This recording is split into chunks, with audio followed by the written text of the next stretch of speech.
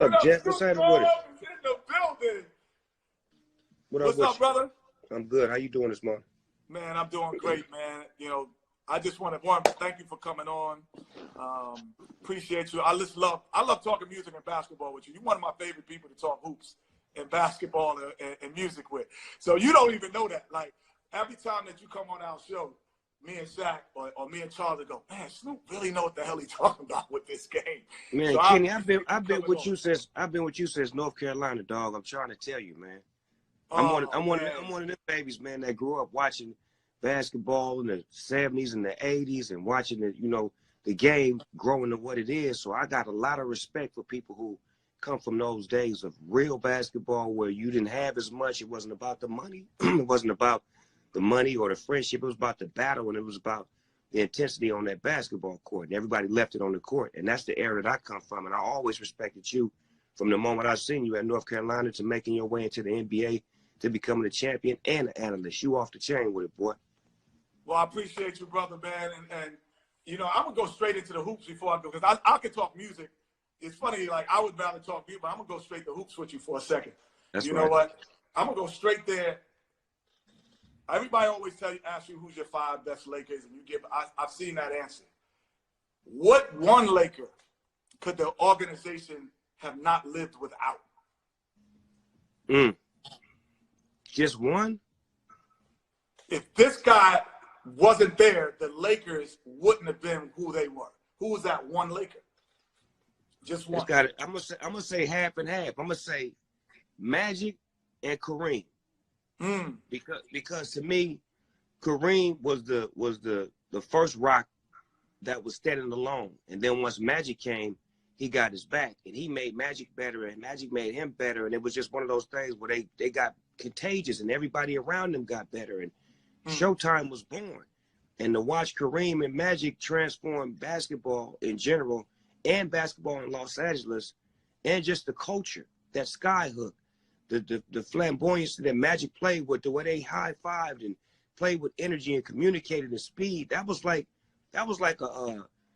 a day at Rucker Park. It was like they was playing like hood ball in the NBA.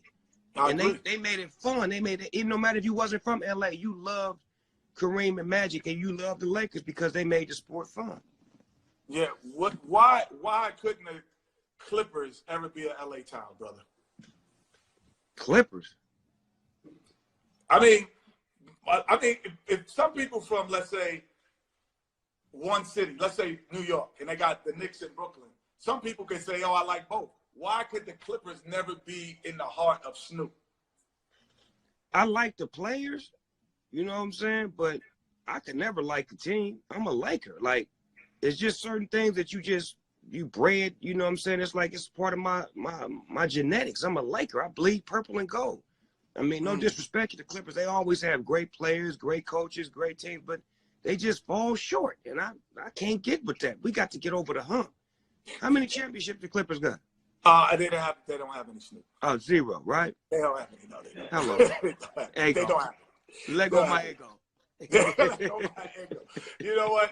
Hey, I do have a music question that I want to get to that I don't want to get cut off, man, in the middle of our thing, man. Like, you've been in the studio, you know, you and Dr. Dre are married to the hip. Like, kind of like when people say Charles Barkley, they say Kenny Smith now because we're married to the hip, because we've been together and we kind of built this up with Ernie and Shaq. We've all built this together. We're always to the hip. What was the one song that when you were in the studio, you go, oh, this is the one. This is it. Like, there's no doubt. Y'all had so many hits, but you were like, nah, this is the one. Well, remember, I came out on a song called Deep Cover. That was the first time people ever heard me, which was connected to the soundtrack.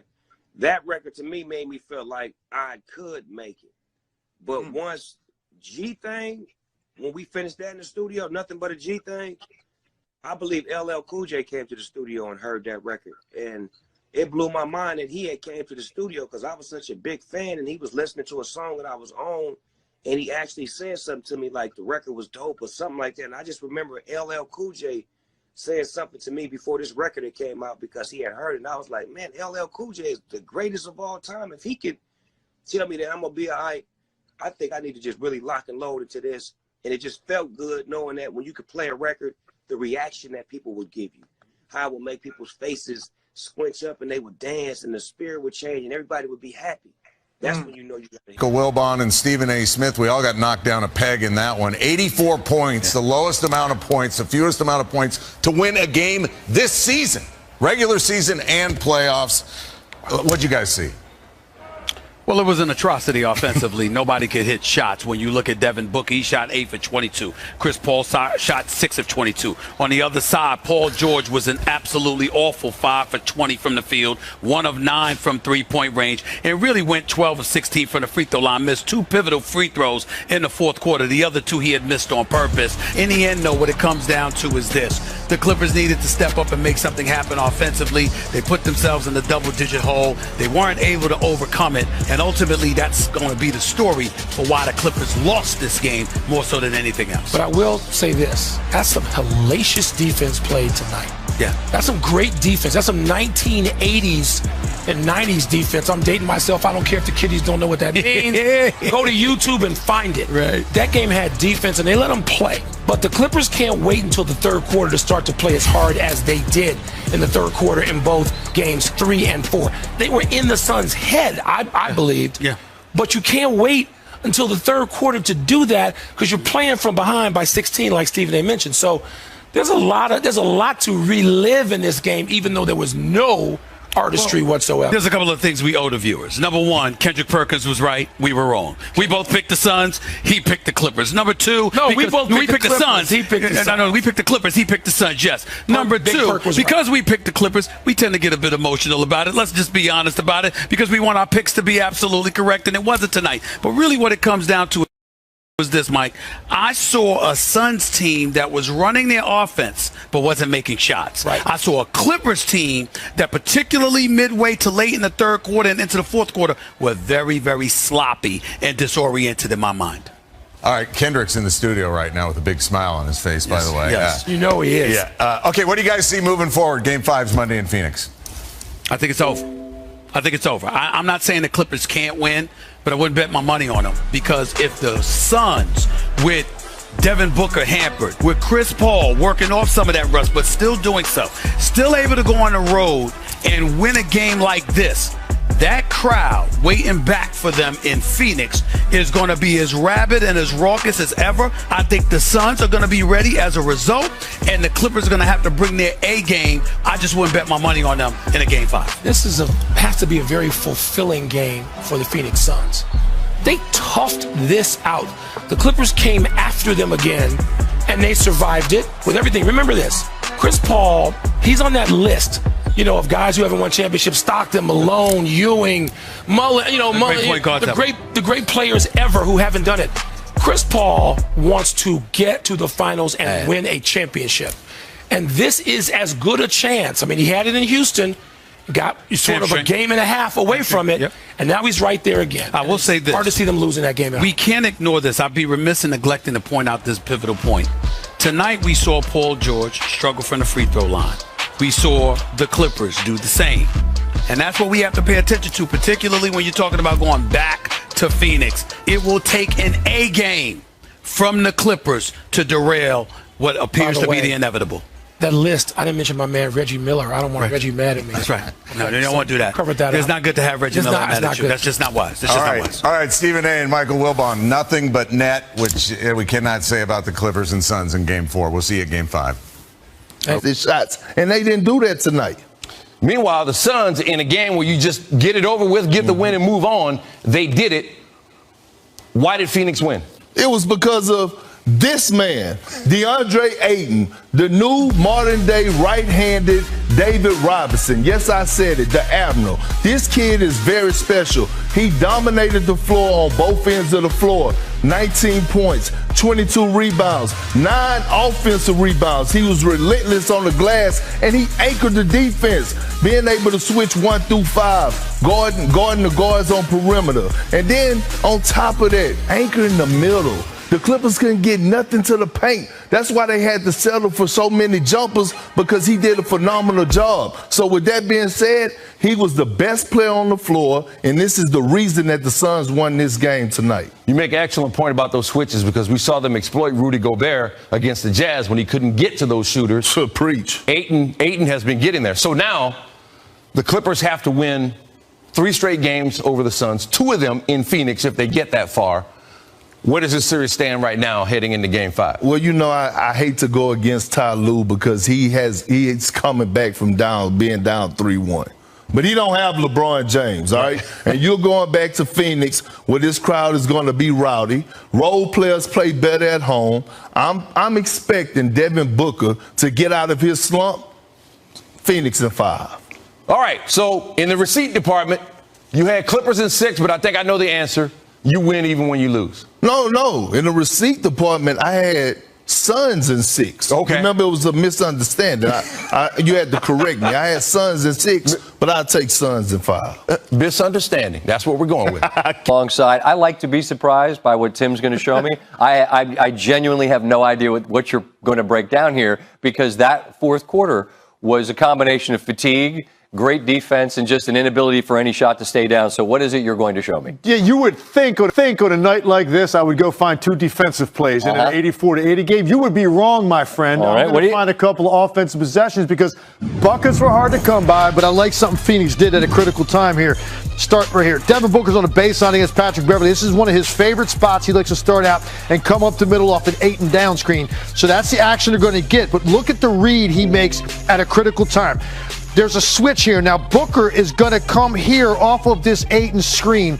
Chris Paul sort of spins out. Now, the object is, let's try to get him the basketball right here. The key is going to be, what does Reggie Jackson do? Does he trail him or go over the top? And it's going to dictate what Devin Booker does right here, and he makes a great decision. And you can see right there, he's already planting this foot because he sees Reggie Jackson going over the top to close out on the high side. I love the fact that he's not going to catch it and play one-on-one deep into the clock. Instead, he's setting him up to get into his mid-range. Hey, look, Paul George cheated up, but ultimately he's going to have to get back to this three-point shooter, which means Devin Booker is going to get into this sweet spot right here for a 15-foot pull-up. Great read at a critical time in the game. Another possession right here. Chris Paul gives this thing up, and I love the fact that he immediately wants it back because he's got Zubac on him. Now, the read here is important. We don't see Chris Paul at this stage of his career dribble line straight drive to the rim. He's mid-range and he's threes. Here's what he's looking at. You got DeAndre Ayton down here with Paul George, and he knows Paul George is going to be reluctant to come, because if he does, it's going to be a lob up here for Ayton. Chris Paul is looking at that the whole way. He just puts his head down and he gets this thing all the way to the rim. Scott, why is this so important? Take a look right here. 77-74. Those were the last 2 field goals of the game for the Phoenix Suns. They did not score a field goal in the last 3.5 minutes and win because they're able to basically shut them down. The Clippers had a lot of bad decisions, tough shooting night. Both teams getting after defensively. I saw nerves tonight a little bit, too, with the importance of this moment. I think that affected a 9 for 51 3-point shooting night for the 2 teams. You're the third person I'm going to ask in this show. I asked Booker and I asked Mark and Jeff this. The Clippers had so many chances, and just mentally, and for the crowd, right? Like, you get one ahead. Am I making more out of that than I ought to? Just that just what it represents mentally, that you're now leading this game after being down 16. How significant would it have been? No, just having been in that situation with teams in games, and you're exactly right. It is an enormous hurdle to overcome. It feels different. It's one bucket. It's a 1-point swing either way, but it just feels completely different. We're leading. Right, and there's a good chance Monty Williams would probably take a timeout if they made one of those shots. Like down 1, he's probably going to take a timeout. The crowd's feeling it. We finally have taken the lead, and the pressure completely shifts to Phoenix. They just couldn't do it. Look, they missed some good looks, but I just thought overall tonight, I just thought both teams were indecisive. They held the ball too long. They were over-dribbling. And then guys started feeling the weight of, man, I got to make the next one. And when you start thinking that way, you get a pretty ugly offensive basketball game. Well, at some point, the familiarity, and we talk about this, right? Like, we're all in the same rest. I know your sets. You know our sets. And people are, maybe you're tired. Maybe it's the moment, whatever it is. we got a late 90s sort of a game, right? Yeah, for sure. When Snoop was asked about the Clippers, the JV team to most LA natives back in January on Stephen A's World, he had this to say. Laker to a Clipper, man, I can't be faded. Come on, man. We talking about the Clippers, the team that has 0 banners, that are the opening night champions for 14 years straight, have no banners, no nothing. Kawhi is a great player. Paul George is a great player. They got great coaches and the homies on their team. They do a great job, but they're not the Lakers, man. It's just something about that purple and gold, man. And it's like they need to get a whole new stadium and get a whole new stigma, because they're never going to win playing in our living room. Gotta be Gucci's with the bees. But last night, after his Lakers got embarrassed in Phoenix, he posted this gem on IG and had me dying. Look at the last line. Never thought I'd say it, but we're sorry. The Clippers better than us. Frank Vogel can't coach. And why the F Montrezl Harrell isn't getting no run. This is heartbreaking. AD hurt more than Mary J. Blige records we saw. Q, not gonna cry. Clippers Mavs all tied up at Game 2, a pivotal Game 5 tonight at Staples Center. Kawhi is 3rd in points per game this postseason, averaging 33. Keep in mind, Kawhi is from California. Stephen A. Does Kawhi have the best chance to become the king of LA? The best chance to become the king of LA? No. They haven't won anything yet. Last time I checked, LeBron has the ring. He's the reigning, defending NBA champion. And even if he loses Thursday night or Saturday, it does not mean that the Clippers win. I will say this, however. Snoop Dogg, by the way, for y'all, for both of y'all to know, Snoop Dogg couldn't make it on the show this morning because he's filming a movie in Atlanta, Georgia, as we speak. So he couldn't get loose to come on First Take this morning. That's why he's not here. But he did send me a text that wanted to elaborate further on the quote that he put on Instagram. Quote, Lakers, too many non-shooters, soft-ass guards in our rotation, can't guard, can't shoot. We doomed. Clippers may come out of the West, and I wouldn't even be mad at this point.